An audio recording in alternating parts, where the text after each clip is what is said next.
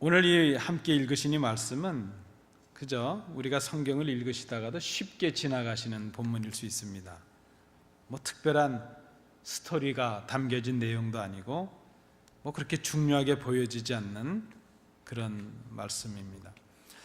그런데 오늘 우리는 이 쉽게 지나칠 수 있는 이 본문에서 복음을 위한 참된 증인 두 분을 사람이라 그러기는 그렇고요. 두 분을 발견하게 됩니다. 한 분은 주님이시죠. 그리고 또 한 분은 세례 요한이라는 사람입니다. 40절 말씀해 보시면 이 배경이 있죠. 요한복음 9장에 보시면 날 때부터 소경되었던 사람을 예수님께서 고치셨습니다. 날 때부터 소경되었던 사람을 고쳤다. 그러면 정상적인 반응은 어때야 될까요? 예수님께서 그 불쌍하고 가련한 사람을 고쳐주셨다면 그 정상적인 반응은 어때야 될까요? 하나님께 영광을 돌리고 그 고침을 받은 사람과 더불어 함께 기뻐해야 되는 것이 정상적인 일입니다. 그러나 그제나 지금이나 이 땅이 그렇게 정상적으로만 돌아가지는 않는 것 같습니다. 예수님께서 소경을 고치셨다는 것 때문에 바리새파 사람을 비롯한 예수님의 적대자들에게 위험을 당하게 되셨습니다.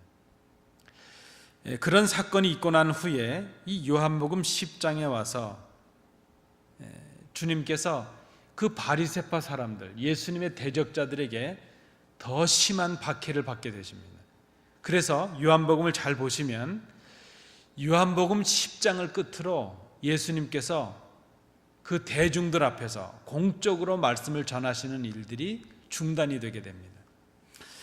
요한복음 10장이 지나가고 이제 그 뒤 이어지는 두 장에 보면 예수님께서 고난을 받게 되시는 그런 암시적인 내용이 나타나게 되고 그 이후에 있어지는 예수님의 어떤 사역의 내용은 주로 제자들에게 은밀한 소그룹 안에서 이루어지고 있는 것을 보게 됩니다. 그러니까 소경이 고침을 받았는데 예수님은 이제 공적으로 말씀을 전하지 못할 정도로 더 심한 박해를 혹은 반대를 받게 되셨다는 것이죠. 10장의 말씀을, 요한복음 10장의 말씀을 잘 보시면 그래서 이제 당신이 선한 목자시라는 것, 그리고 양들의 문이 되신다는 것, 그런 정도의 말씀을 하시고 이제 이 말씀이 대중들 앞에서 하신 예수님의 마지막 말씀이셨다 이렇게 볼 수 있습니다. 그리고 이제 그 10장 마지막 부분에 보면 그런 말씀이 있게 됩니다. 39절에 보시면 그들이 다시 예수를 잡고자 하였다 하는 것이죠. 다시라는 말은 이런 일들이 빈번히 있었다는 것입니다. 예수님이 말씀을 전했는데 반대를 받으신 것이고, 그저 잡고자 했다는 말은 예수님을 잡아서 죽이려 했다는 그런 의미의 말씀이죠. 예수님께서 그것을 피하셨습니다. 그것으로부터 오늘 40절이 시작하고 있습니다. 이런 배경에서 40절을 보실 필요가 있습니다. 예수님께서 그 적대자들을 피하셨는데 여러분 어떻게 생각하시나요? 겁에 질려서 피하셨을까요? 그건 아닌 것 같습니다. 예수님께서 용기가 없으셔서 비겁하게 피하신 것일까요? 그것도 아닌 것이죠. 목숨이 두려워서 피하셨을까요? 그것도 아닙니다. 다만 주님께서 지금 피하신 이유는 하나님께서 정해주신 때가 아직 아니었다 하는 것이죠. 주님은 바로 그것을 알고 계십니다. 당신이 이제 목숨을 버려야 될 때가 있는데 그 때가 지금은 아니라는 것을 알고 계십니다. 지금 주님은 십자가의 죽음이라는 그 하나님께서 주신 그 사명의 길을 위해서 그 십자가 죽음의 최후의 결전을 앞에 두시고 대적들을 피해서 일단 물러가신 것으로 우리가 볼 수 있습니다.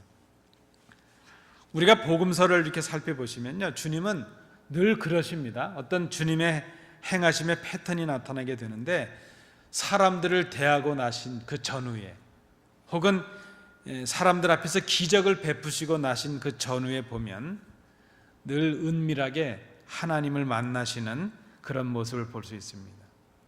주님께서 지금 이것을 위해서 요단강 저편으로 건너가셨다 이렇게 말합니다. 아마 그것은 베레아라는 곳의 동편 지역에 있을 것이라 그렇게 생각을 해볼 수 있습니다. 그곳이 어딘가 하면 오늘 본문은 그곳을 세례 요한이 처음으로 세례를 베풀었던 곳이다 그렇게 밝히고 있습니다. 지금 주님께서 무리들을, 그 대적자들을 피해서 처음으로 세례 요한이 세례를 베풀던 곳, 그곳은 주님께도 의미가 있습니다. 세례 요한이 처음 세례를 베풀었던 곳은 바로 주님께서 공생애를 시작하시기 전에 세례 요한으로부터 세례를 받으신 그런 곳이기 때문이죠. 지금 주님께서 그 장소를 다시 가셨습니다. 차이가 있다면 그때는 공생애를 시작하시기 전에 세례 요한에게 세례를 받기 위해서 가신 것이고, 지금은 이제 공생애를 마쳐야 될 그 마지막 순간을 앞에 두고 다시 그 세례 요한이 세례를 베풀던 그곳, 그 주님께서 세례를 받으셨던 그곳을 다시 가셨다는 것이죠. 저는 이 요단강 저편 요한이 처음으로 세례를 베풀었던 그곳이 주님의 공적인 자리의 첫 자리였다 이렇게 이름을 붙이고 싶습니다. 주님은 마지막을 앞두고 첫 자리를 가신 것이죠. 주님께서 세례를 받으시던 그곳, 그 자리, 하나님의 아들로서 십자가의 사역을 시작하시는 첫 걸음을 내디딜 때에 하나님의 음성을 들었던 바로 그 자리죠. 이는 내 사랑하는 아들이요 내 기뻐하는 자라. 바로 그 자리입니다. 주님의 위로와 하나님의 아버지 하나님의 위로와 인정하심을 받았던 그 자리, 이 자리에 가셔서 지금 주님은 지금까지 당신께서 걸어오신 길이 비록 대적들의 반대를 받고 그저 고난과 어려움을 당하는 길이었지만, 그러나 이 길이 하나님께서 기뻐하신 길이었다는 것을 확인받고 싶으셨을 것입니다. 다시 한번 스스로 확인하는 것이죠. 그리고 이제 마지막으로 남겨놓은 이 예루살렘 성에 들어가서 당하셔야 될 십자가의 길, 당신이 걸어가야 될 그 길도 하나님이 기뻐하신 길이라는 것을 스스로 확인하시고 다짐하시기 위함이었다 생각이 됩니다. 마지막을 앞두고 가신 그 자리는 첫 자리였다는 것이죠. 여러분, 우리 성도님들께도 이런 자리가 있으신가요? 우리의 계획이 막히고 모든 일들 속에 어려움이 닥치게 될 때에 우리가 돌아가야 될 곳이 있다면 그것은 처음 하나님을 만난 그 첫 자리라 하는 것입니다. 우리에게 처음 사명을 주시고 처음 우리를 인정해 주시고 처음 우리를 불러 세우셨던 그 자리, 우리는 한참 길을 지나왔다 할지라도 뭐가 잘못됐다고 생각이 된다면 가던 길을 멈추고 우리의 처음의 자리로 우리를 돌이켜볼 필요가 있다는 것입니다. 이것은 제 생각인데요, 아직 잘 들어지진 않았습니다. 가끔 제가 우리 교회에 와서는 새벽 예배에 늦어가지고 지각하고 그런 적은 없었는데요, 한국에 있을 때는 지금도 젊지만 그때는 30대 초반이니까 아주 잠이 많을 때거든요. 제가 비교적 잠이 많이 없는 사람인데도 어떨 때는 아차 해가지고 새벽 예배를 놓칠 때가 있습니다. 그저 한 10분 전 이렇게 되면 급하게 넥타이를 메고 와이셔츠 단추를 끼면서 늘 드는 생각입니다. 아유, 넥타이에 지퍼를 달아가지고 쭉 올리는 게 있으면 좋겠다. 그런데 그거는 개발이 됐어요. 여러분 아시죠? 이 넥타이에 지퍼를 달아서 하는 건 나왔습니다. 그런데 왜 이 와이셔츠에 지퍼를 좀 달아놓지는 않을까? 이거 단추 끼다 보면 늦거든요. 근데 하루는 새벽기도를 나갔는데 예배를 인도하는데 성도님들이 자꾸 저를 보고 웃으시는 겁니다. 왜 그런가 봤더니 나중에 보니까 단추를 잘못 낀 거예요.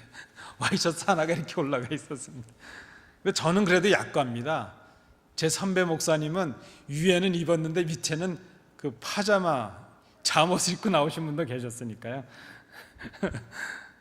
한참 젊을 때니까 그런 일이 있죠. 뭐 하여튼 그런 생각을 해본 적이 있었습니다. 근데 여러분, 이 단추 있는 옷에 단추가 잘못됐을 때는 어떻게 하셔야 되나요? 다 풀어야죠. 처음으로 돌아가야죠. 그저 잘못 껴놓은 걸 어떻게 놓고 만회해 보려는 안 되는 것이죠. 주님은 우리에게 지금 이 지혜를 가르쳐 주십니다. 우리에게 이런 장소가 있죠. 길이 막힌다고 생각될 때, 그때는 다른 사람을 탓할 일이 아닙니다. 내가 걸어온 길을 돌아서 첫 자리를 가는 것이죠. 우리는 성경에서 야곱을 참 신앙의 위인으로 생각을 합니다. 야곱이 위대한 점은 이런 면에서 나타납니다. 창세기 35장 1절 이하의 말씀을 보시면 야곱은 승승장구한다고 생각했는데 갑자기 자기 인생이 굽어지는 것을 경험합니다. 길이 막히는 것을 경험합니다. 그때 그가 하나님 앞에 엎드렸고 하나님께서 음성을 주신 내용이 있습니다. 그것이 무엇이었을까요? 하나님을 처음 만났던 베델로 올라가라 하는 것입니다. 그 베델이 야곱에게 어떤 장소입니까? 형 에서를 피해서 하나님 앞에 절박하게 엎드렸던 그 자리죠. 하나님이 아니시면 나에게 아무 도움이 없습니다. 형 에서가 나를 죽이려고 합니다. 그 절박한 순간에 하나님 앞에 엎드렸던 그 자리가 바로 베델이었습니다. 야곱은 베델로 돌아가기 위해서 자신의 주변을 정리하기 시작합니다. 자신과 또한 자신과 함께하는 사람들에게, 모든 사람들에게 명령을 합니다. 너희 중에 있는 이방 신상들을 제하여 버리라. 자신을 정결하게 하라. 의복을 바꿔 입으라. 옷까지도 바꿔 입으라는 것이죠. 그리고 우리가 일어나 베델로 올라가자. 내 환난 날에 내게 응답하시며 내가 가는 길에서 나와 함께 하신 하나님께 내가 거기 가서 제단을 쌓으려 하노라. 야곱의 위대한 면이 여기에 있다는 것입니다. 우리 주님께서 십자가의 그 무거운 최후의 결전을 앞에 두고 계십니다. 그리고 주님께서 가신 곳은 처음 그 사명, 공생애를 시작하셨던 처음 자리로 가신 것입니다. 여러분, 지금 마지막이라는 생각이 드실 때가 있나요? 제가 너무 안타까운 것은요, 한국의 젊은 분들이, 미국에도 그렇겠지만 젊은 분들이 목숨을 끊는 것이죠. 젊거나 연세가 있거나 간에 스스로의 절망 가운데 목숨을 끊는다는 것은 참 마음이 아픕니다. 우리가 늘 신앙으로 격려하고 우리 가족들, 우리 성도들을 돌아봐야 될 이유가 여기에 있습니다. 점점 힘들어지죠. 점점 이런 분들이 많아지죠. 그런데 여러분, 우리가 차마 스스로의 목숨은 끊지 않지만 우리가 그렇게 절망할 때가 있지 않습니까? 마지막이다. 앞이 안 보입니다. 아니, 끝이 없구나. 가도 끝이 없구나. 한 산을 넘었나 싶은데 또 산이 보이고, 저물이 이 힘든 삶을 그만두면 좋겠다. 마지막이다. 그런 생각이 들 때 있죠. 여러분, 마지막이라는 생각이 들 때 우리가 가야 될 곳은 어디입니까? 첫 자리라는 것입니다. 첫 자리. 우리에게 은혜를 주셨던 처음 자리, 우리에게 사명을 주셨던 처음 자리, 나를 위로하시고 용기를 주셨던 그 처음 자리, 내 처음이 어땠는가 하는 것을 생각해 보는 지혜가 우리에게 필요하다는 것입니다. 우리를 부르시고 세우시고 사명을 주셨던 그 자리로 찾아가는 것이라는 것이죠. 하나님만을 필요로 하고 하나님만 필요합니다, 하나님만을 의지했던 그 절박한 자리, 그 순수했던 자리, 그 겸손했던 자리로 돌아가야 된다는 것입니다. 주님은 지금 당신의 사명에 있어서 혹은 사역에 있어서 중대한 고비에 서 계십니다. 이제는 많은 사람들 앞에서 말씀을 전하는 것 자체도 불가능하게 되었습니다. 이제는 그 두려운 십자가의 길만 다가오고 있습니다. 그때 그 마지막에 그 긴박감 속에서 주님께서 하신 것은 하나님께서 음성을 들려주시던 그 첫 자리로 돌아가신 것이라는 것이죠. 그 첫 자리에서 다시 하나님의 음성을 기억하고 다시 하나님을 만나심으로 당신의 사명을 확인하십니다. 당신에게 맡기신 그 하나님 사랑의 증인의 사명을 다시 확인하는 것이죠.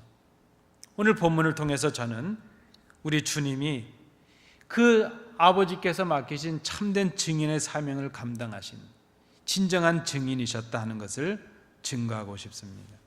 이제 41절을 보시겠습니다. 41절에는 또 한 사람의 증인이 나타나는데 그는 세례 요한입니다. 주님께서 요한이 세례를 베풀던 그 자리에 오셨을 때에 많은 사람들이 주님을 따라왔습니다. 그리고 따라왔던 많은 사람들이 주님 앞에 그런 말을 합니다. 요한은 아무 표적도 행하지 아니했습니다. 그러나 요한이 주님을, 이 사람을 가르쳐 말한 것은 다 참이었습니다. 다 옳았습니다. 그렇게 증언을 합니다. 여러분, 우리 41절을 함께 읽어보시겠습니다. 41절입니다. 많은 사람이 왔다가 말하되 요한은 아무 표적도 행하지 아니하였으나 요한이 이 사람을 가리켜 말한 것은 다 참이라 하더라. 저는요, 이 말씀을 보면 요한이 그렇게 부러울 수가 없습니다. 인간적으로 보면, 육신의 삶으로 보면 요한이 저를 부러워해야 됩니다. 요한은 저처럼 잘 먹지도 못한 사람이고, 어떤 사람은 요한이 입은 것이 무스탕이다고 우게 되지만 옷도 아닌 옷도 입었고요, 고생도 많이 했습니다. 여러분 다 요한을 아시지 않습니까? 제가 요한이 부러운 이유는 이것입니다. 그저 요한은 표적을 행하지 아니했다, 이게 좋은 표현이죠. 좀 심하게 표현하면 무엇입니까? 요한은 특별한 사람도 아니었다는 것이죠. 능력도 하나 행하지 못한 사람이었다. 요한은 기적도 하나 행하지 못한 사람이었다. 그러나 그가 전한 증언, 그가 증거했던 예수, 이것을 볼 때에, 그 사람을 볼 때에 그가 증거한 예수, 그의 증언은 참된 것이었다 하는 것이죠. 그 결과가 어땠습니까? 42절에 보면 그리하여 거기서 많은 사람이 예수를 믿으니라. 저는 이 본문을 보면 요한이 그렇게 부러울 수가 없습니다. 그들은 지금 주님 앞에 나와서 요한이 했던 일을 정확하게 기억하고 있습니다. 자기들이 말하는 것처럼 그렇게 흥분할 만큼 특별한 기적이나 역사도 이룬 요한이 아니었습니다. 표적이 있어서 지금 요한을 기억하고 있는 것이 아닙니다. 요한이 한 일이 있다면 예수를 증거한 일, 그거밖에 없습니다. 요한은 능력이나 기적을 행하지도 못했습니다. 그저 예수만을 증거했을 뿐입니다.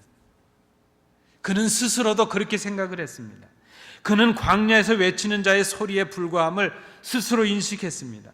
요한복음 1장 23절에 보면 나는 선지자 이사야의 말과 같이 주의 길을 곱게 하라고 광야에서 외치는 자의 소리다. 여러분, 소리에는 인격도 없습니다. 그저 나는 소리에 불과하다는 것이죠. 세례 요한의 제자 중에 한 사람이 요한에게 불만을 터뜨린 적이 있습니다.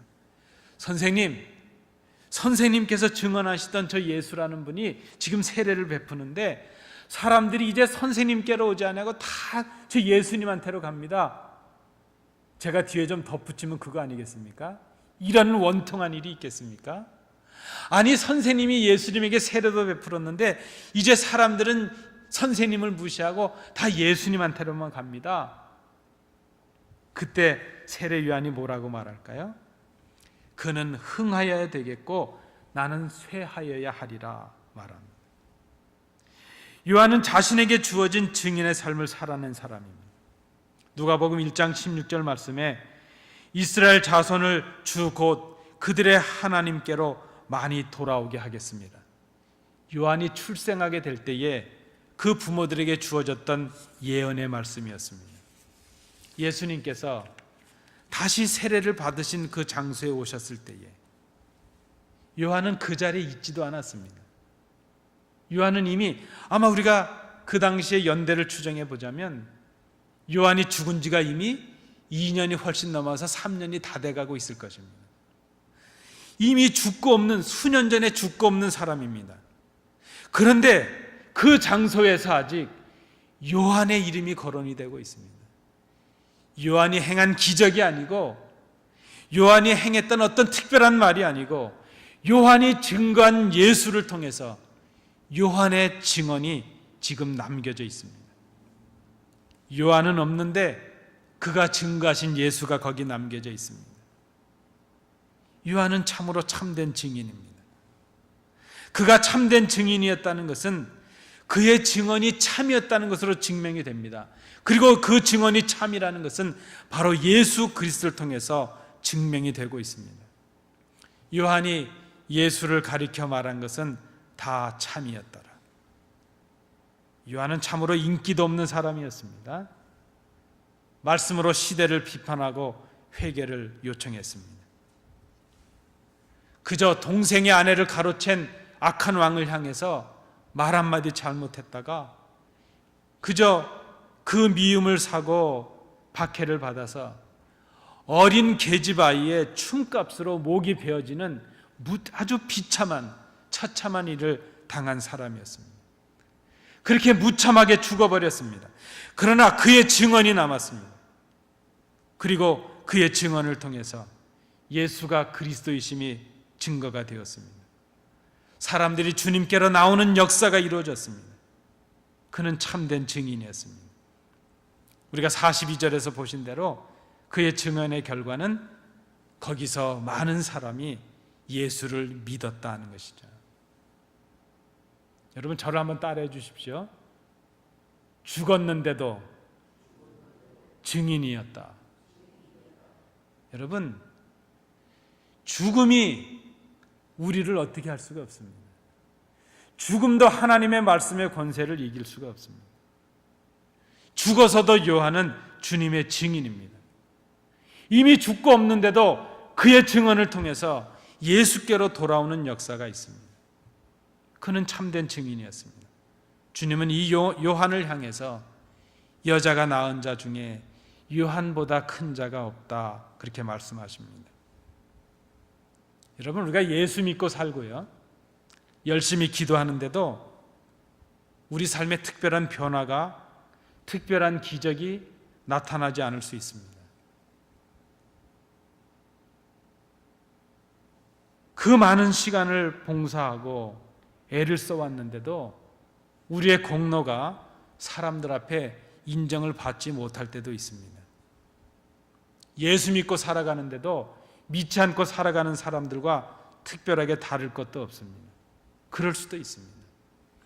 우리가 하나님의 사람이요 특별한 사명을 맡은 사람이라 할지라도 특별한 능력이 특별한 기적이 우리 가운데 나타나지 않을 수도 있습니다. 사람들에게 매력을 끌만한 그 무엇이 없을 수도 있습니다. 그런데 여러분 우리에게 필요한 것은 사람들의 관심을 끌만한 표적이 아니라는 것입니다. 우리에게 정말 필요한 것은 예수를 증거하는 증언, 증인의 삶을 사는 것이라는 것이죠. 예수님께서 성경이 증거하고 성령님이 증거하시는 그리스도이시라는 것을 우리 삶으로 증언하는 것, 그분이 스스로를 십자가에 죽이심으로 우리를 죄에서 구원하시고 하나님의 자녀되게 하신 구주이심을 증거하는 것, 그리고 그분이 이제 곧 다시 오셔서 세상을 심판하실 분이심을 증언하는 것. 여러분 특별하고 거창한 표적은 없을지라도 예수님에 대한 증언이 우리에게 있고 그 증언이 참이면 우리는 참된 증인의 삶을 살아갈 수 있다는 것입니다.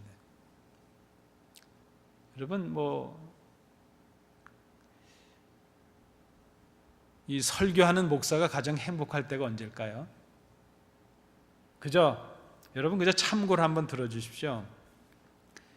저한테는 안 그러셔도 되는데 앞으로 우리 외부에서 강사가 오시면 강사님하고 인사 나누실 때 이런 말씀 좀 안 하시면 좋겠습니다. 수고하셨어요. 좀 안 하시면 좋겠어요. 수고하셨어요 이러면 좀 이상해지잖아요. 좀 뭐 일 시킨 것 같고 고용당한 것 같고. 잘했어요 이런 말도 하지 마시죠. 잘했어 이 말은 못했어요랑 같은 말이거든요. 어떤 말이면 좋을까요? 은혜 받았습니다. 근혜를 나눠주셔서 감사합니다. 근데 그거는 또 은혜가 안 될 때 할 수 없는 말이니까 또 그것도 어렵습니다. 근데 제 개인적으로 목사가 들으면 참 행복할 말은 목사님 설교를 듣고 예수님을 만납니다. 예수님이 보입니다. 그러면 행복할 것 같습니다. 그저 말이 씨가 된다고 그렇게 노력들 해보시죠. 그러면 아세요? 혹시 제 설교가 더 은혜로워질지요? 그러니까 저한테는 안 그러셔도 되는데 앞으로 강사가 오시면요 그렇게 하시면 좋겠어요. 오늘 목사님 전해주시는 말씀을 통해서 하나님의 음성을 들었습니다. 그러면 그 목사님도 행복하고 말씀하시는 성도님들도 행복하지 않겠나 생각합니다. 여러분 우리는 어차피 한 번은 죽습니다. 우리가 죽으면 무엇을 남길까? 호랑이는 가죽을 남기고 사람은 이름을 남긴답니다. 근데 저는 여기다 한 가지를 덧붙입니다. 호랑이는 죽으면 가죽을 남기고 사람은 죽으면 이름을 남기는데 성도가 죽으면 그리스도를 남겨야 된다 하는 생각입니다. 우리의 공로와 이름을 남기는 것이 아니고 우리의 명예를 남기는 것이 아닙니다. 우리의 재산을 남기는 것도 아닙니다. 우리가 죽어도 우리의 증언 때문에 주님의 이름이 남겨질 수 있다면 그는 행복한 성도입니다. 여러분 혹 저는 우리 교회 계속 머물지 제가 다른 교회 갈지 장담은 할 수 없습니다. 그러나 혹 제가 우리 교회를 떠나고 몇 해가 지나고 날지라도 저와 지나셨던 재밌는 시간들, 제가 발휘했을 법한 어떤 특별한 표적들을 기억하시는 게 아니라 저를 통해서 예수 그리스도를 기억하신다면 저는 행복한 목사로 남겨질 것 같습니다. 우리가 증언한 예수님에 대한 증거가 참이라면 우리는 참된 증인이 될 수 있을 것입니다. 여러분 저만 이 교회를 떠나는 것이 아니죠. 언젠간 우리가 이 땅을 떠나게 될 텐데 내가 이 땅을 떠나게 되면 무엇을 남기게 될까? 주님은 죽어서도 증인의 삶을 사셨습니다. 요한은 죽었는데도 그의 죽음을 통해서도 예수가 증거됩니다. 우리가 이 땅을 떠나면 우리 뒤에 무엇이 남겨질까? 주님을 남기는 사람이 성도입니다. 주님은 오늘 이 본문에서 십자가의 사역을 앞에 두고 계십니다. 하나님의 위로와 격려와 인정을 받으셨던 그 첫 자리로 오셨습니다. 당신이 하나님의 참 증인이심을 확인하시기 위함입니다. 고난의 길이요 두려운 길이지만 그 십자가의 길이 참된 증인으로 나가는 길인 것을 주님께서 아시기 위해서 다시 그 하나님의 그 뜻을 확인하기 위해서 그 첫 자리로 오셨습니다. 당신은 지금 죽지만 당신의 증언을 통해서 하나님의 사랑을, 구원의 역사를 남기시기 위함이십니다. 그리고 당신을 참되게 증언하였던 요한의 증언을 다시 받으십니다. 요한은 죽어서도 주님을 증언하는 참 증인이 되셨습니다. 오늘 우리에게 필요한 사람이 있다면 바로 이런 사람이 아니겠습니까? 우리 교회에 필요한 사람이 있다면 바로 이런 사람입니다. 주님을 증언할 수 있는 참된 증인입니다. 참된 증인을 만나기 위해서 우리가 가야 될 것은 내가 하나님을 처음 만났던 그 자리입니다. 우리가 처음 출발했던 그 자리, 그저 작은 것 하나라도 감사할 수 있고 감격했던 그 자리, 그저 작은 은혜에도 만족했던 그 자리, 주님 한 분 때문에 기쁨이 있었고 그저 만족했던 그 자리, 절박했던 그 자리에서 참된 증인의 삶을 새롭게 시작하시는 우리 성도들 되시기 바랍니다. 우리 이 시간 합심해서 기도하실 때에 특별한 능력과 표적이 없어도 주님을 참되게 증언하는 증인이 되게 하옵소서. 표적에 미혹되지 말게 하옵소서. 주님의 증언에 귀를 기울이게 하옵소서. 죽어서도 주님을 증언하는 참된 증인의 삶을 살게 하옵소서. 오늘 주신 말씀을 기억하시면서 우리 자신을 생각하시면서 함께 기도하시겠습니다.